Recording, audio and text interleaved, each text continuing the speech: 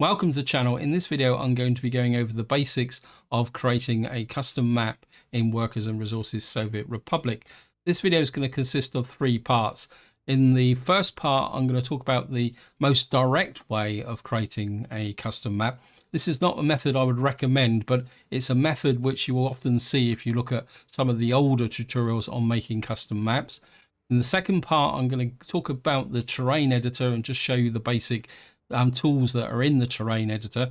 In the final part, I'm going to go through the publishing process, and that will include going up into Steam and talking about how you can put all those cool images and other items onto your description in the Steam workshop. First things first, we've just got to click on workshop, and you can see the workshop consists of subscribed items. These are all the items you've subscribed to and using in the game.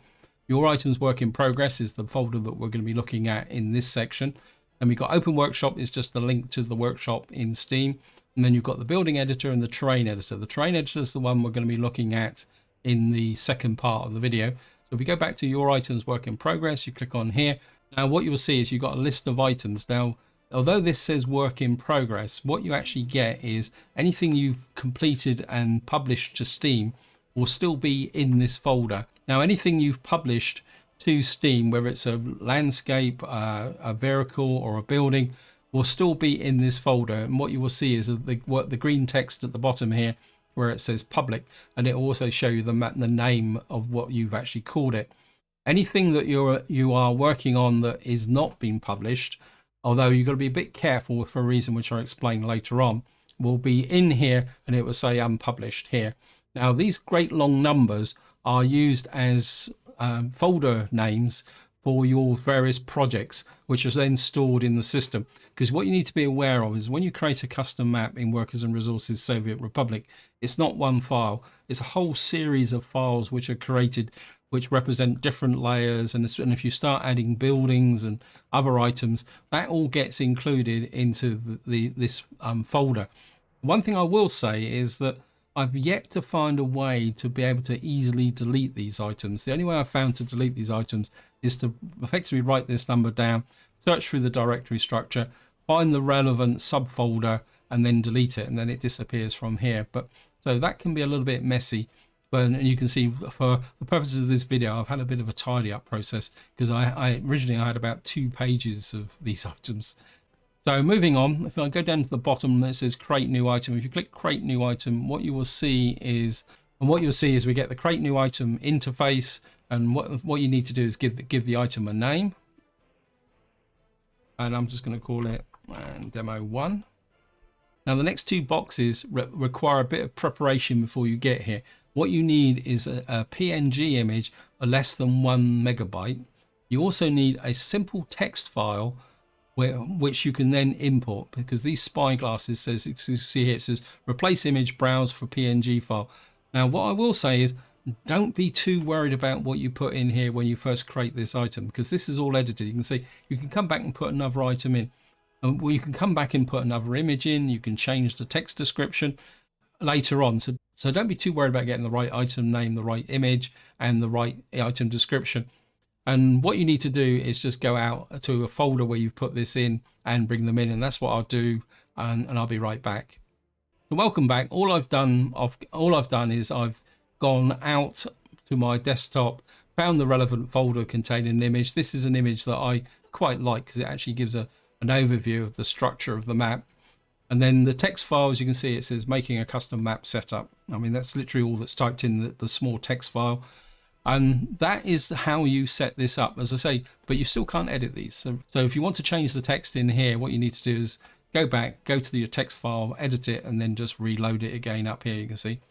Now, the next thing you want to do is we're creating a map, so we need to change this to landscape. Just run through, you've got vehicle skin, vehicle building, and landscape, because this interface applies to anything you are creating for the workshop. That done, what I recommend is, as you can see at the moment, is you can't change this, and it says unpublished, and this is a good point to do it, because obviously we haven't created it, so you can't actually publish to a public thing until you've actually created it. So if we come down the bottom right hand corner, we create the item, it says 1 item created. So at this point you haven't actually uploaded this into Steam or done anything with it. All you've done is created the kind of description of the map you're going to create. So we've now got everything set up. Now, where do you go from here? Well, it depends on where you want to go. If you're using the method that I'm going to describe in section 2, this is effectively part of the publishing process, because what if you've created a terrain map, if you come down here, it says import terrain. So what I could do now is just click on here, bring in the map that I've already created, and then import it into here. And of course, you probably want to use the run the terrain editor to just make sure everything's okay.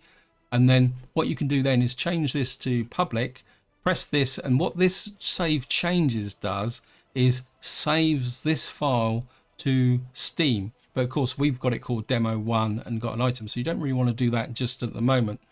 And what I'm going to do in this section is actually just show you what happens if you got no idea what you want, you haven't created a terrain map, and what you need to do is run the terrain editor. And here we are. If I zoom out, not too far, what you get presented, that it's always created this way.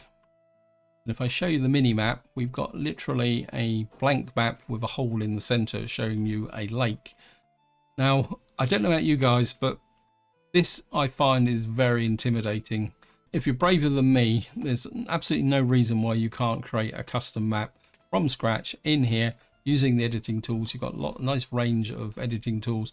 They're very similar to the actual tools that you find in the base game. Difference is they've got a little bit more flexibility, that you can change the size there. The one I like is actually strength, because you can kind of do very big things like this. And there's one down here where it says limit, and limit is very useful because, say for argument's sake, you want to say this, you got this area here, you want to take this out, just shrink this down a little bit. If you kind of come here, you see where it says 25.4, and if you kind of come down like this, you'll see on the right hand side it drops down. It's unfortunate you can't type in. I really wish you do it. Well, we'll set for 26.4, and then if you select this, what you'll see is that it will only raise the terrain to a certain height. It won't, no matter what you do, it won't raise it above. And if you try and change something that's higher, it won't lift up. And then you can do the opposite as well. So if you change this and it's still 26.4, you can actually drop this down. I mean, it's an incredibly powerful editing tool. And what you can do is just literally sit here for hours creating a custom map. If you've got the vision in your head, if you've got the vision to create a custom map this way, I take my hat off to you. It's something I've never been able to do. But there is another option if you want to give yourself a little bit of a head start, and that is you can use this, which will actually generate some terrain for you. Now, if any of you guys regularly check out custom maps in the workshop, you might be able to spot the effect of this. And what you've got is you've got different ways of creating the random maps. I think this one here, it makes it a little bit more realistic.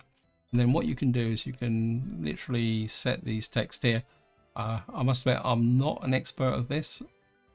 And you can set the smooth size. You can set, I think Prelin is this, which is a form of generating maps that make them look a bit more realistic. And then I'm not sure what this is. This is diamond coefficients, and I think this sets in. Then you've got a combination of the two. You can change these scales to your heart's content. And once you've kind of got something there, if you whack generate, I will give you a warning with respect to using this generator. If you don't have a very powerful machine, it can take quite a long time to do it. And what you'll see is I've kind of created this area here. As you can see, that this map's still not particularly that interesting. I mean, there's a little bit of height up here. But of course, what the option you can do is just increase this a little bit. So maybe we'll have a few more lakes or something like that, and maybe a little bit more flat. And then you just click generate again and wait. It does take a little while to do it. That is how you can use the random generator to create the basic terrain you want to do. Now, if you only want to go this route and create your own custom map from scratch using this editing tools, remember you're using the terrain editor, so which is something I'll highlight in the next part of the video.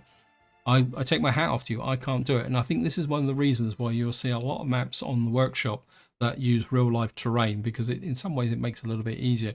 Now, just to wind this section up, what I'm going to do is just show you the resources. Now, what happens is when you create a custom map, you will get all the resources added randomly to the map, because each one of these is a separate layer. But what you can do, if you come up here where it says resources, you can actually edit it. So if we find some bulk site just here, isn't it? So if we find the bulk site area here, and if you click on bulk site, what you will see is the actual resource appears on the map, and then you can either add more, and again you've got the strength and the limit thing here. So, and again you need to take the height off because it will do it. And then you can put this in here, and you can put really big deep lodges in like this to do this. I mean, you've got a lot of good change. This just changes the size, and if you show there, you can see I've put a great big lump of bauxite on the map here. So in some ways all the terrain editing tools are very similar to what you would find in the default game. You can also put trees on. What you want to do is add trees by click like that, and then you've got the number of trees, and you can do this.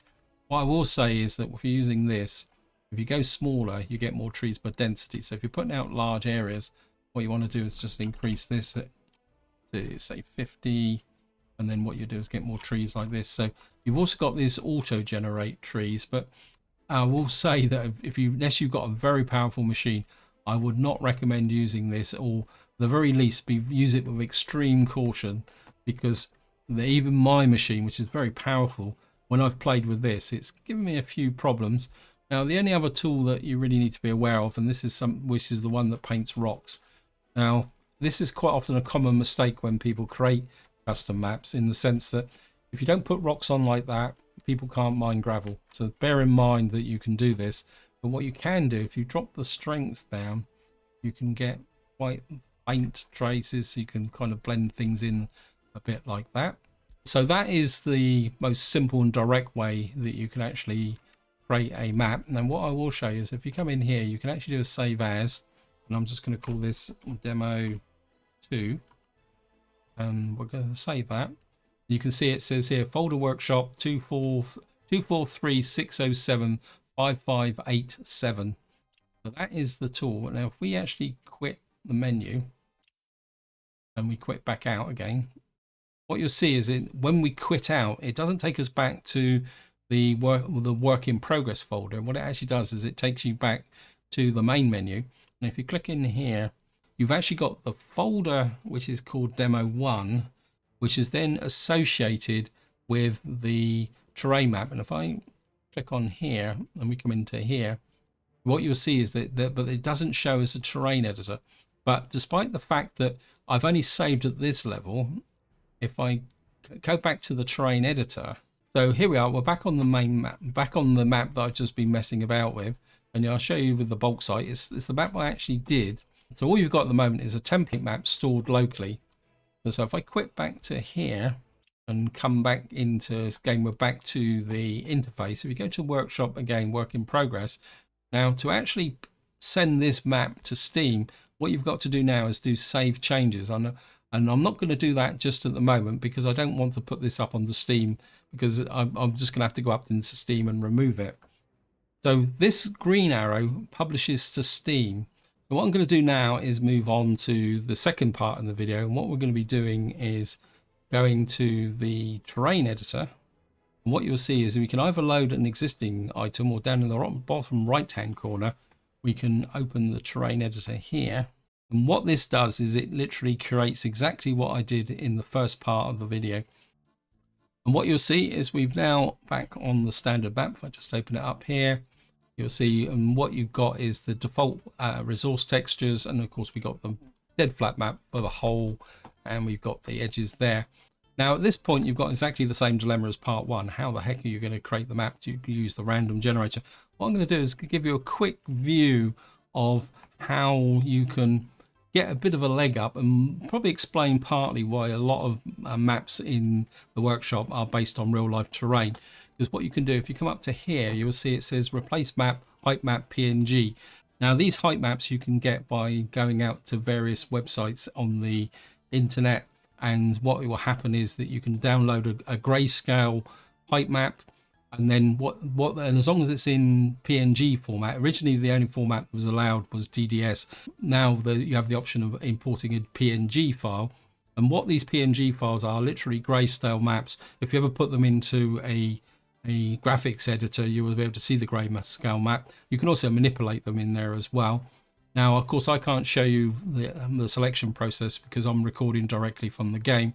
So what I'm going to do is I'm just going to go in and import a PNG map for Stockholm, which I've found just purely for demonstration purposes in this video.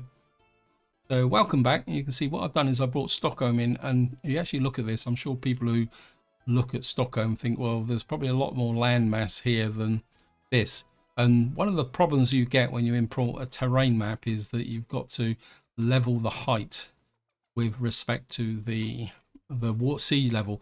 Now you can't adjust the sea level. The sea level is fixed, but what you can do is actually adjust the land terrain. And I think I've got to remember which way this is. Now I'm probably going to make myself look a bit of an idiot. Yeah, I think if we go 100, that just lifts it up a little bit. We got a bit more. The other thing you can also do is the offset here, and what you can do is just no, that's the wrong way around. Probably go 40. That probably looks a little bit more like what Stockholm is. Now, one of the hazards you do get with terrain maps, especially if you start trying to adjust these heights here, and what you can see is by getting a terrain map from the various applications on the internet, it just speeds up that process, especially if you want to emulate a part of the world that you know or you like. This is probably the best way to go. It just speeds up that overall process. If you are interested in this, feel free to put it in the comments and I'll make a video going into a bit more detail about terrain maps and how the process of how you capture them, and you can manipulate them and use them directly, how you can use composites like I did with the divided map, because my divided map is actually the composite of about 4 or 5 terrain maps all merged together in a graphics application. So we've now created a terrain map in here. Now, the first thing you've got to remember to do is save it. So I'll call this Stockholm, and you can see it's now it's been saved to terrain editor 28574 Stockholm. So we just exit out. And if we go to the workshop and the terrain editor, you'll see there's now an entry in here for Stockholm I just created on the 26th of March 2021. Now this is where what I did in part 1 fits with the terrain editor, and this is also a lead in now to part 3, because what I can do, if I go to workshop and then go to work in progress, and we go to demo 1, and I go to here and I click on Stockholm, what you'll find is that this will load in, and what I've got now is I've now imported the terrain editor into the file I've created in part 1.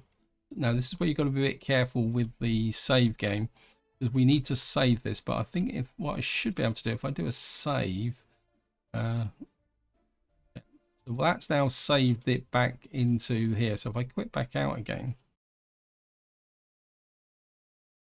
like this, and if we go to workshop, work is in progress, I just want to show you this. And if I go to the terrain editor, because I saved it into the work in progress folder, if I click on run editor now, what you'll find is what's actually happened now is the editor file hasn't changed. What I've done is bound this with the publication file that I created in part 1.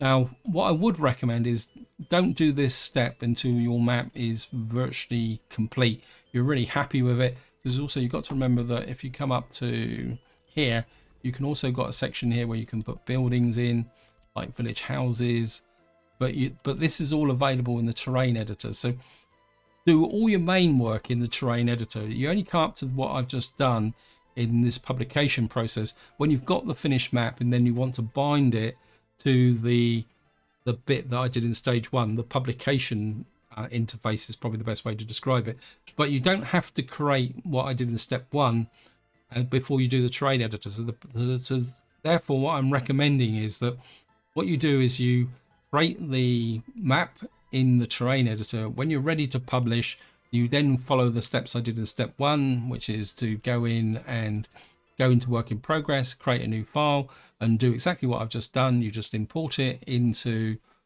so we come into here, click on there, just import the terrain into there.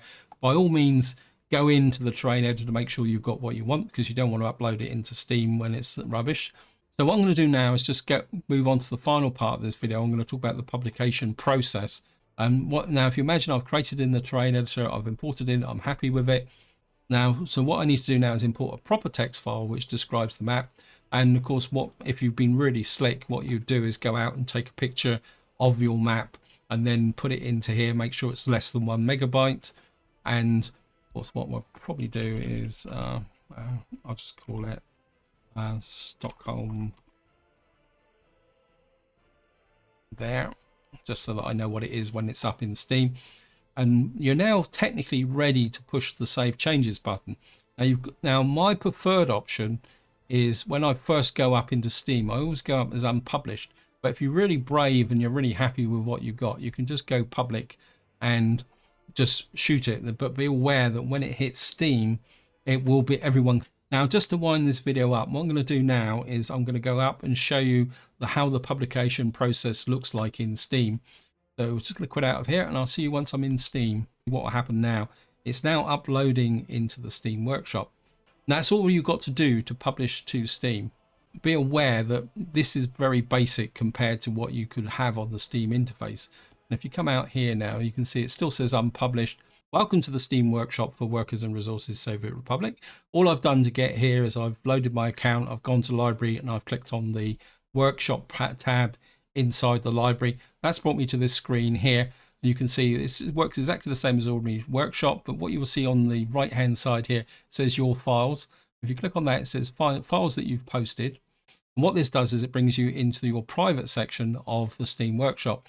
And you can see I've got the Great Divide, I've got a test map here, which I published a long time ago. And we've got Stockholm. If you double click on this, what you'll find is you will come into here. And if you look at this, you can see this doesn't look particularly that good, because if any of you check out custom maps in your landscape, what you'll find is that you really need to have resource maps in here and other bits and pieces. What you can do is you can come in here and you can edit the title and the description. This comes back to what I was saying, is that you don't need to have the final description stored down in the game. If you're never going to change the file, and be aware that if you do another upload, you can interfere with the Steam settings. If you're never going to upload again from the game, you're happy with the map, you can change the title, you can also change the description. And of course, more importantly, it says here, add items and images. When you come to here, what you can do is upload supplementary images into the file for publication. It's a little bit messy, because what you've got to do is you've got to come into here. And what I'm going to do is, just for demo purposes, I'm just going to upload, I'm going to put, let's just put this one in. I'm just going to do one just to do it. And what you'll find is if I do the upload, it will come up here. And then and you can upload as many pictures as you want. So if you want to say, for example, you want to upload another one, I'll just bring in a demo resource map as well, just for the fun of it. I mean, I'm never going to publish this. In fact, I'll probably remove it. And then you can just kind of put this in. Save and continue. That's it. What you see now is the image that you uploaded from Workers and Resources Soviet Republic is now moved over to here. What I would strongly recommend is that if you are creating a custom map, the image that you upload into the work in progress section of the Workers and Resources application is an overview map of the whole of the map, because that will appear here, and that will allow people that come into the workshop can see what your map looks like straight away. And then what you can do is add other titles here. And of course, once you fill the bar up, you can scroll. So you can click here, you can see what you can do here. And you can really build up here. And of course, you can add more to descriptions. And I think you can also add, links and all sorts of other bits and pieces. I'm not going to go into great detail. You can see there's also an option to delete from here. Now, bear in mind that deleting it from Steam does not delete it from your work in progress down in Workers and Resources, so it doesn't work back that far. But it does mean if you upload something like I've just done and you don't want to keep it, you can delete it. The final step for publication is change visibility down here. You can do it from here in Steam, but be aware that it doesn't change the description down in the Workers and Resources application. So you can click public here and publish here. The alternative way is that once you've got everything set up and you're happy with it and the video description, you can go back into Workers and Resources Soviet Republic, change the visibility, do another upload with the basics of the image. You won't remove these pictures here, and then you can make it public below. I mean, it's totally up to you the way you want to do it. And that is it. And once you click that, your custom map will appear in the workshop for other people to look at and subscribe. And of course, you get the comment sections there. So that is all there is to publishing a custom map in Workers and Resources Soviet Republic. Hope you enjoyed the video. Hope you found it interesting. And until next time, whatever you do, enjoy your gaming.